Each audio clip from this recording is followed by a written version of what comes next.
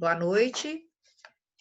Nós vamos iniciar nossa aula do primeiro período e a nossa disciplina será Teoria Geral do Direito.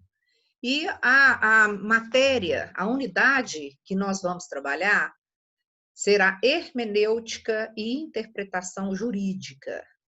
Eu vou colocar agora para vocês, para facilitar o acompanhamento de conteúdo, eu vou colocar uns slides, mas vocês podem me interromper sempre que entender como necessário. Se tiver alguma dúvida, a gente interrompe.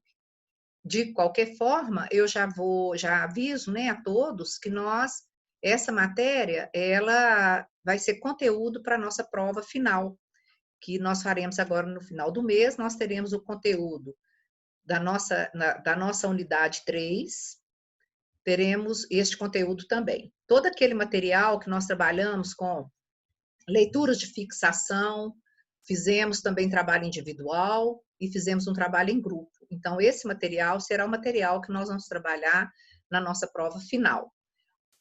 Nós também pontuaremos todas as atividades e já colocaremos na WebGIS para que vocês façam o acompanhamento. Eu vou compartilhar a tela agora com esse material da aula de hoje.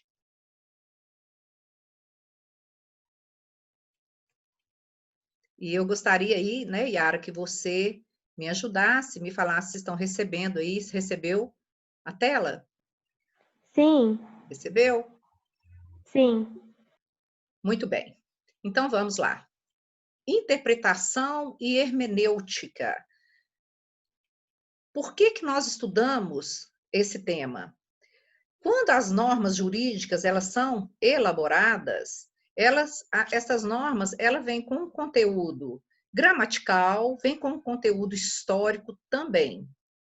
E muitas das vezes quem vai fazer a interpretação ou vai fazer a aplicação daquela norma e daquela lei no caso concreto, ele precisa de uma forma de interpretar e trazer para o mundo jurídico, para o caso concreto, o que foi e que estava no mundo das ideias, na hora quando aquela norma foi elaborada. Nós temos aí alguns conceitos de interpretação. Nós temos esse conceito de Celso, e esse conceito ele é muito interessante.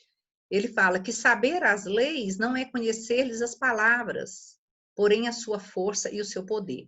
Por quê? Porque toda norma, ela tem um alcance.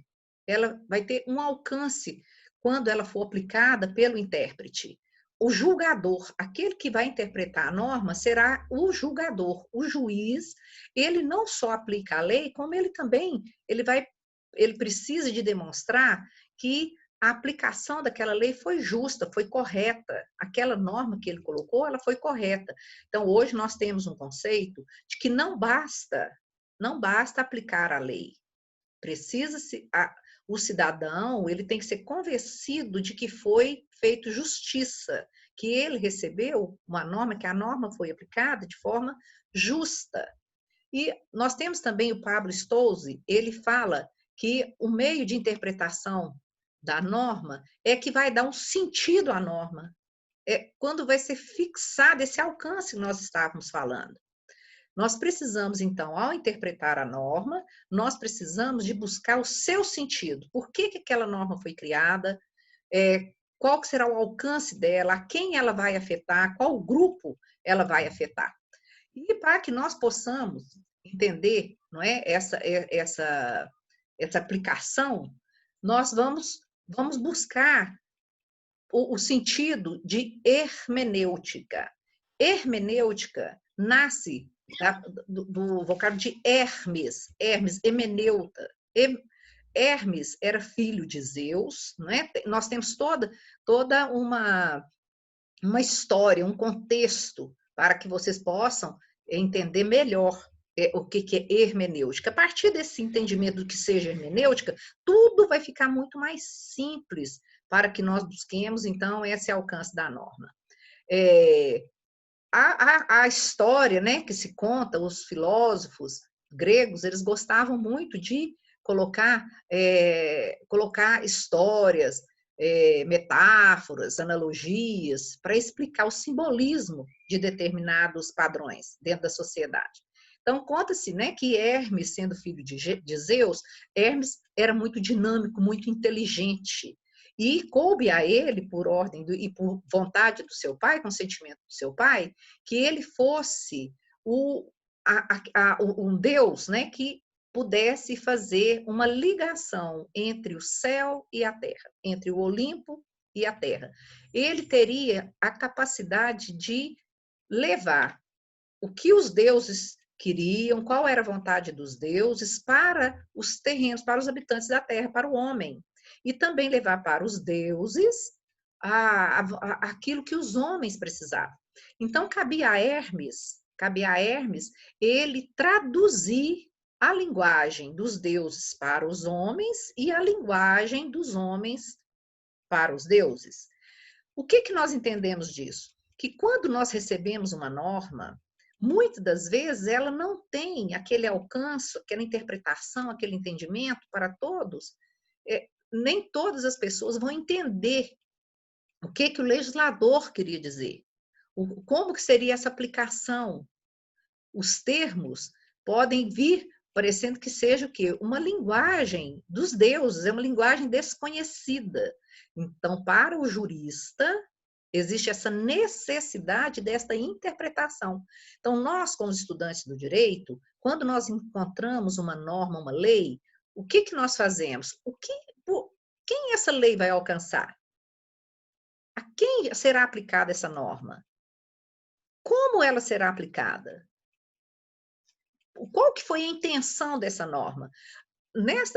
Atualmente, nesse momento de pandemia que nós estamos vivendo, vocês a todo momento vocês estão se deparando aí com normas novas, não é? Nós tivemos aí, olha, há poucos dias, não é? Nós tivemos a edição de uma norma para ser aplicada nesse momento da pandemia, em questão dos contratos, da segurança dos contratos dos consumidores, dos contratos entre locador e locatário, não é? Então, nós tivemos, o legislador, ele veio com uma intenção, ele tinha essa intenção de proteger o povo neste momento de pandemia. E várias outras normas estão surgindo aí a todo momento. É isto que cabe ao intérprete. Quando o juiz recebe um caso concreto, um exemplo, quando ele recebe um caso aí de o cancelamento de uma viagem, numa empresa aérea ou em um hotel, quando ele recebe este caso e ele vai precisar de julgar para garantir determinado direito, tanto pode ser o direito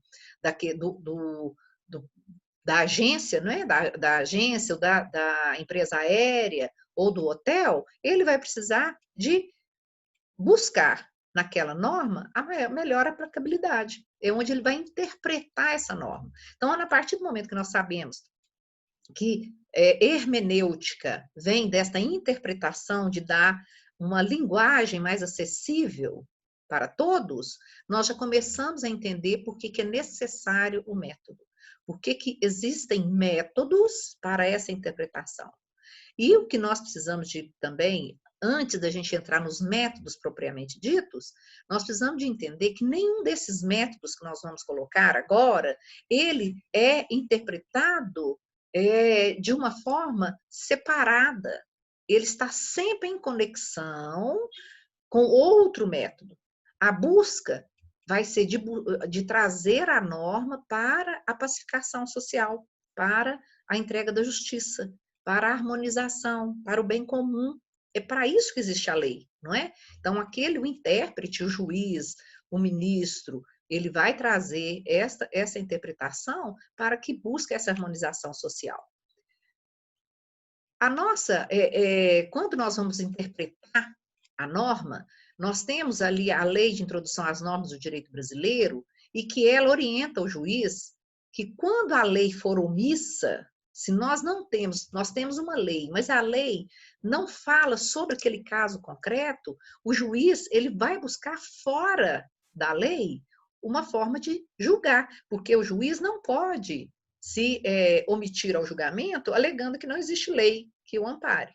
Ele tem que buscar, para decisão, ele tem que buscar lá na analogia, nos costumes e nos princípios gerais de direito. Então, não, o juiz não pode alegar que não existe lei, por isso ele não julgará. Além dessas fontes, né, que nós temos aí, analogias, costumes, os princípios gerais de direito, e a lei, que é a fonte primária que nós utilizamos, o intérprete, o juiz, ele ainda vai buscar lá na doutrina, que é o estudo dos doutores, o estudo dos juristas, que eles vão fazer suas teses, suas correntes de interpretação. Ele vai buscar também na jurisprudência e na equidade. O que é equidade? Equidade é uma forma, é uma base de aplicação da justiça. E o nosso artigo 5º também, lá da Lei de Introdução às Normas do Direito Brasileiro, determina que, além da aplicação da lei, não é? E da analogia, da jurisprudência, doutrina, costumes e todo esse arcabouço de fontes que o juiz pode buscar, quando ele for aplicar a lei, ele tem que ficar atento aos seus fins sociais, ao que se exige para o bem comum. Então, na existência da norma, o juiz deve buscar a sua adequação ao caso concreto. E ele vai buscar essa adequação como? Pelos métodos interpretativos, que será o que nós passaremos a trabalhar agora. Uma interpretação literal. Essa interpretação literal, ela é considerada a mais pobre das interpretações das normas. Por quê? Porque ela é muito restrita. O Mário Pimentel, ele coloca um conceito e uma explicação muito interessante. Ele coloca assim, ó, limita-se a fixar o sentido do texto legal, mediante indagação do significado literal. O que é isso? É a primeira, quando nós vamos ler uma lei, uma norma, qual que é o primeiro passo que nós fazemos? Qual que é o primeiro método que nós vamos utilizar? Entender os vocábulos, não é? Nós precisamos de entender os vocábulos, nós precisamos de entender as palavras. E como nós vamos entender essas palavras? Com o dicionário. Cada termo, cada palavra, nós vamos buscar no dicionário o que é aquilo. É a primeira interpretação, não é? Se lá na norma está, é vedado o uso de bebida alcoólica. Eu não sei o que significa vedado, eu vou no dicionário e vai me falar que é proibido. Então, já vai ficar mais fácil eu entender. Então, o dicionário, ele vai auxiliar nessa interpretação literal. Tanto que fala, literal, é o que significa o vocábulo. Só isso, nós não precisamos de ampliar mais nada. Então, por que reafirma-se, né, que é a interpretação mais pobre, entre aspas, não é? É porque exige menos raciocínio. Não preciso de buscar raciocínio, eu vou buscar o dicionário. Para que eu entenda uma norma, a primeira coisa que eu preciso de entender é o vocábulo. Por isso que a gente sempre orienta o estudante de direito, ele precisa ler muito, para que ele não faça uma interpretação errada dos vocábulos. Procurou, ele deve buscar também qual que é o dicionário jurídico, porque muitas das vezes determinado vocábulo ele tem um sentido amplo, comum, mas tem um sentido jurídico. Então, essa forma é o primeiro. Vamos começar a trabalhar a lei? Então, precisamos de ter um dicionário, precisamos de ter um dicionário jurídico, precisamos de interpretar.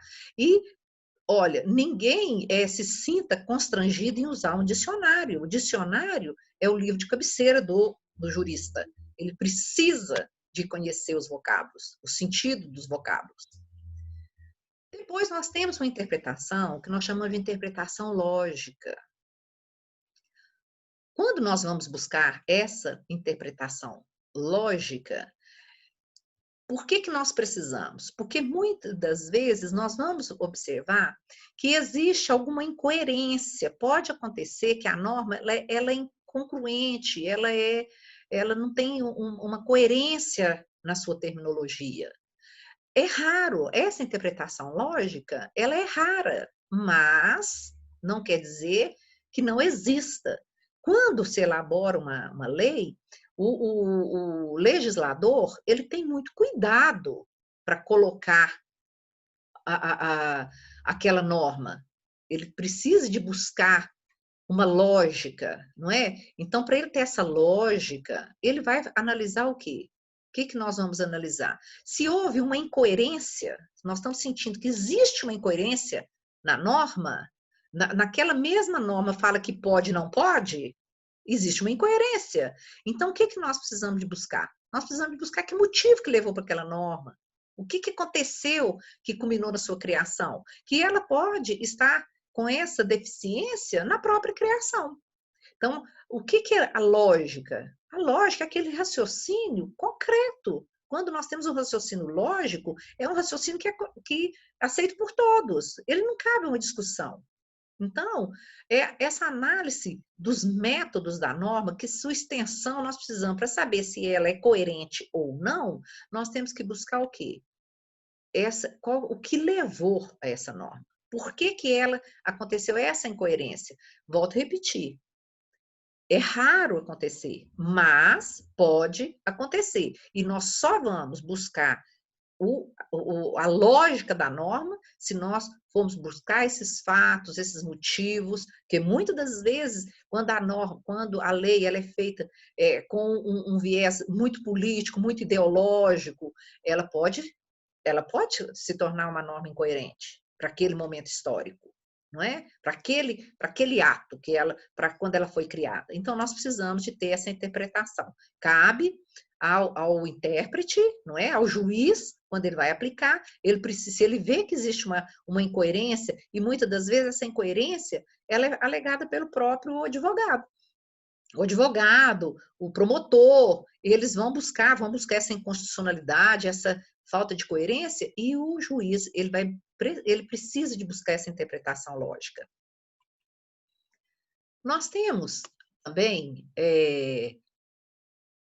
uma interpretação que ela é muito, muito interessante.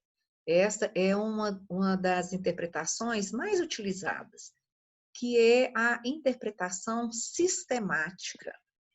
Para que nós possamos entender essa interpretação sistemática, nós temos que pensar que o direito, ele obedece a um critério. O direito, quando nós estudamos lá em ciência do direito, nós vamos verificar que, para aqueles que entendem, né, que existe uma ciência do direito, existe um método. Existe um método, existe uma sistemática na criação da norma. E que todas as normas, elas estão interligadas. O direito, o Código Civil, ele está ligado ao Código de Processo Civil. O Código Penal, o Código Tributário. Então, as normas, elas são todas interligadas. Existe esse sistema de criação da norma. Então, quando vai se aplicar um dispositivo, o juiz ele vai buscar em outras normas também uma fundamentação. Uma norma especial, uma lei especial, ele vai buscar uma forma, né, dessa interpretação que é muito importante, dessa interpretação sistemática, é a interpretação quando o juiz vai buscar a vontade do constituinte. Qual que foi a vontade da norma que está ligada aí na norma constitucional? Fazer essa interpretação e buscar na norma constitucional o porquê daquela aplicação.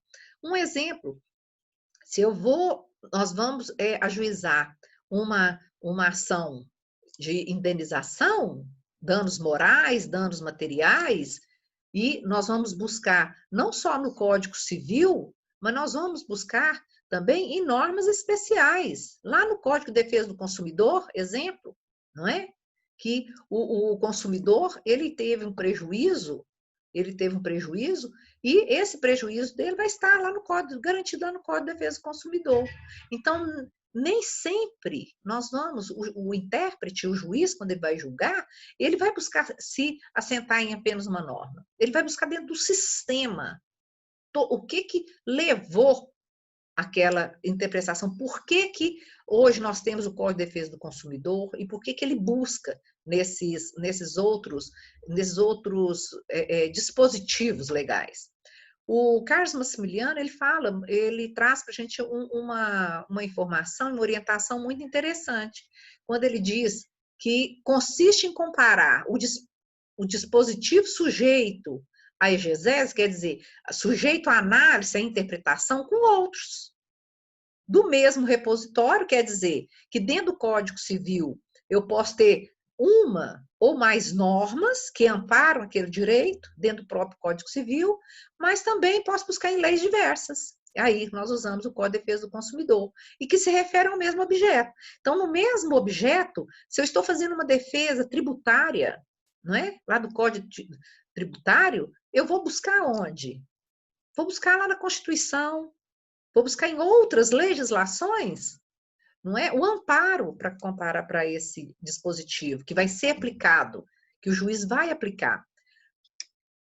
Ele continua e fala: a interpretação sistemática considera que a norma não pode ser vista de forma isolada, pois o direito existe como um sistema, de forma ordenada e com uma sincronia, porque nós não podemos ter a Constituição falando uma coisa, o Código de Processo dando uma outra interpretação, o Código do Consumidor uma outra. Ele tem que haver realmente essa sincronia. Então, nós vamos relacionar, não é? Nessa síntese que eu apresentei para vocês nesse nosso slide, essa análise relacionando-se aquele objeto de julgamento, aquele caso concreto que o juiz está analisando, ele vai buscar para aplicação da norma, ele vai buscar o amparo em outras normas. Ele vai buscar a aplicação do direito na totalidade do sistema jurídico. Lembra quando nós trabalhamos lá com ordenamento jurídico, sistema jurídico? Lá naquele ordenamento, ele é um conjunto. Não existe uma norma separada. Não tem como existir, não é? Então, o país, quando ele tem o seu ordenamento, vai estar tudo interligado. Nós temos ainda uma interpretação, que essa interpretação também é muito, muito interessante. Ela nos traz uma interpretação, inclusive, que vocês já estudaram aí com o nosso outro professor, me salvo engano, com o professor Arley. É a interpretação histórica. Olha que interessante. Vocês trabalhar lá com o professor Arley, não é? A criação da lei, que a lei passa por um processo legislativo. Quando a lei vai ser criada, não é? Que o projeto de lei vai ser apresentado para análise do parlamento, aquele que está apresentando o projeto de lei, ele faz uma exposição de motivos. Ele vai mostrar por que aquela lei vai existir, por que ela é importante. Por que aquela lei é importante? Então, quando o autor do projeto de lei, ele vai apresentar, ele vem contando a intenção, a necessidade, tudo que está levando a editar aquela lei, não é? Quando o juiz, ele vai aplicar a norma ao caso concreto, porque essa interpretação será essa aplicação da norma, adequando a norma ao caso concreto. Quando apresenta-se a norma a ser aplicada, o juiz, ele vai buscar lá na história o que levou aquela lei. O porquê, qual foi a vontade. Nós temos um exemplo aí muito interessante, que o nosso Código Civil antigo, não é? O cônjuge, o marido ou a mulher, eles não eram herdeiros. Não eram herdeiros, eles eram meieiros, não é? No nosso código atual, ele é meieiro e é herdeiro, correto? Então, quando vai se... Vamos imaginar que a pessoa, ela morreu lá em 1960, não é? Em 1960, e não fez o seu inventário. Vai fazer o inventário agora. Nós temos que analisar qual é a legislação que vai ser utilizada. Se vai ser aquela legislação, o Código Civil antigo, ou se vai ser o Código Civil novo. Eu não vou entrar em detalhes com vocês, que é uma matéria que vocês vão estudar lá em direito sucessório. Mas, se for utilizado o Código se for utilizado o Código de 1916, não é? Que ele foi até 2002, aquele cônjuge ele não seria herdeiro, seria somente meeiro, não é? Então, quando o juiz for aplicar esta norma, ele vai buscar lá a vontade, por que que foi aquilo. Então, a todo momento, o juiz vai estar buscando essa interpretação histórica para adaptar, não é? Adaptar a norma àquele tempo da sua aplicação. O direito, ele é dinâmico. E a norma, ela vai sofrendo influências. Mesmo não havendo alteração legislativa, essa interpretação histórica, ela vai possibilitar ao juiz adequar aquela lei ao caso concreto atual, à sentença atual. Ele reconstrói essa vontade do legislador. Ele faz essa aplicação, ele vai fazer essa adequação.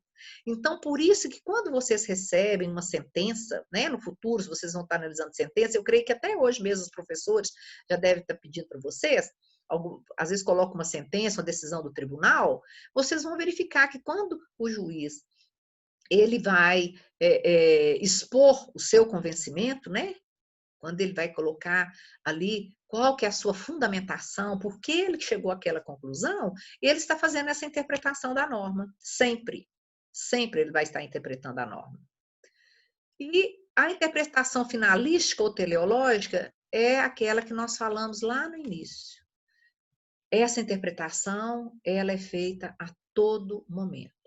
O juiz analisando a norma, analisando a lei, o dispositivo que ele vai aplicar ao caso concreto, ele precisa de buscar o seu fim social. A lei, ela existe para uma finalidade social. Sem essa finalidade, não tem sentido a aplicação da lei. Então, essa é qual a finalidade? Isso, quando vocês encontram esse termo, né, teleológico ou finalístico, qual o parâmetro de justiça social e de bem comum que a lei precisa de buscar. E nós temos aí interpretação doutrinárias, né, que nós vamos buscar nos juristas, temos as decisões dos tribunais, e temos essa autêntica que o próprio legislador, ele coloca uma norma, ele cria uma norma para interpretar a lei. Então, o próprio legislador vai dar a interpretação da lei. E o mais interessante, essa aplicação que nós fazemos aqui no Brasil, não é? Que é a interpretação conforme a Constituição. Toda norma, toda aplicação da norma ao caso concreto, nós temos que buscar o que garante a Constituição. O que é a Constituição, o que é essa vontade do povo, porque a Constituição é a manifestação genuína da vontade do povo, quando outorga a Constituição. Está ali dentro a vontade de todos. Não é? Por isso que a gente precisa de ter muito cuidado quando a gente vê que, em alguns momentos, a Constituição não é respeitada, não é? A Constituição é a vontade do povo naquele momento. Se nós não concordamos, muda-se a Constituição, mas enquanto ela existir, ela tem que ser observada. E cabe ao Supremo Tribunal Federal, além dele adotar todas essas formas de interpretação, ele é o guardião da Constituição. Ele é o intérprete da Constituição. A responsabilidade do Supremo Tribunal Federal é muito grande. E hoje nós estamos num momento aí muito atípico, né? Que muitos juristas, muitas pessoas não concordam com as decisões do Supremo Tribunal Federal, quando afronta a Constituição, né? Mas sempre que vocês vão verificar, os ministros, eles estão ali fundamentando o seu entendimento. Nossa matéria de hoje é esta, e eu espero que vocês tenham entendido. Se tem alguma dúvida, nós ainda temos um tempinho para a gente responder. Mas, nós podemos voltar no mesmo link e vocês podem colocar suas questões. Eu vou abrir, então, para vocês. Quem teve alguma dúvida, por favor, fique à vontade e faça as perguntas que tiverem. E volto a repetir. Vou gravar outro vídeo, já com mais reafirmando tudo isso que nós estamos trabalhando, e esta aula será colocada também à disposição de vocês, e nós teremos ainda um material de suporte. Tudo bem? Alguma dúvida? Eu gostaria que vocês me respondessem. Se tem alguma dúvida, se ficou muito claro. Não, Cida, ficou muito claro. Ficou claro? Deu para entender tudo, sim. Oi? Por favor, não Deu pra ouvi? entender direitinho.